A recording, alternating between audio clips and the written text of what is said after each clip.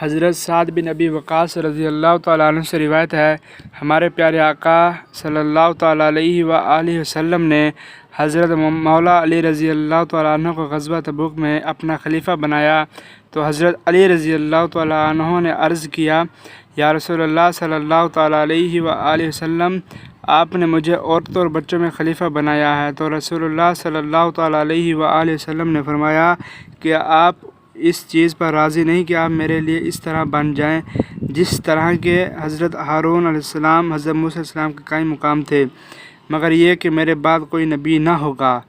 حضرت علی رضی اللہ تعالیٰ عنہ کے چہرے کو دیکھنا عبادت ہے۔ ام المؤمنین حضرت عائشہ صدیقہ رضی اللہ تعالیٰ عنہ سے روایت ہے کہ حضرت ابوبکر صدیق رضی اللہ تعالیٰ عنہ بڑی کثرت سے حضرت علی رضی اللہ تعالیٰ عنہ کے چہرے کو دیکھتے رہتے تھے۔ حضرت عائشہ صدیقہ رضی اللہ تعالیٰ عنہ نے ان سے اس بارے میں پوچھا تو حضرت ابوبکر صدیق رضی اللہ تعالیٰ عنہ نے فرمایا، میں نے اپنے آقا صلی اللہ تعالیٰ علیہ وآلہ وسلم سے سنا ہے کہ حضرت علی رضی اللہ تعالیٰ عنہ کے چہرے کو دیکھنا عبادت ہے۔